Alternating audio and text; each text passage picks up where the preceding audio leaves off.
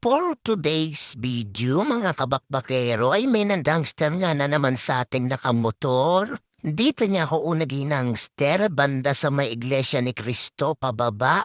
Oh no, oh no, oh no, no, no, no, no. Oh no, oh no, oh no, no, no, no, no. Ano ba yung pinaggagawa mo, kuya? Dadawin mo pa yung as mo? Paliko tayo tapos pababa pa bigla kang magtapat? Napakadelikado yung ganyang galawan mo, kuya. Huwag naman sana may masamang mangyari sa inyo, kuya, kasi yung angkas mo wala pang helmet. Kawawa yan pag nasemplang kayo.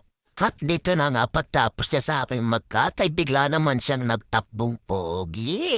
Humovertake na nga ako dito sa kanya kasi nga bigla siyang nagtakbong pogi. At para mabilis na nga rin ako makabalik sa pilihan para nang makarami ng takbo ng biyahe natin mga kabakbakero. Kaso nga lang itong si Egypt takbong pogi nga lang din, hindi tayo maka-overtake. At paliko na nga ako dito sa barangay mga kabakbakero, papunta din sa may pilahan. Siyempre dito mga kabakbakero ay hindi tayo hataw kasi eskwelahan nga to. Baka pagalitin tayo ng mabarangay dito. Dandahan ang patakbo lang natin. Nagtakbong pogi nga lang din tayo dito kahit hindi naman tayo pogi. At nandito na nga tayo sa pilahan mga kabakbakero pero hindi pa dito ang pila ko. Bababa pa tayo doon sa baba bago ka umakyat dyan. Dyan ang bukan. At itong pinauna ko nga ang kabakbakero natin kasamahan. At dito na nga akala ko hindi pa natatapos ang pagka-gangster sa akin ni Kuya. Heto na nga. Dumating na naman siya pababa. Pumat na naman.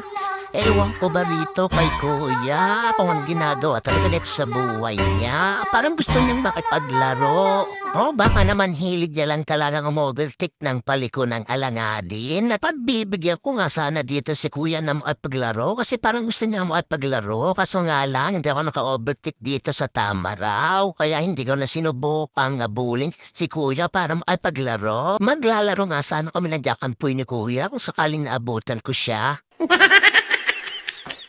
O siya, kuya, dito na ako. Mag-iingat ka sana sa mga susunod na mga kakatin mo.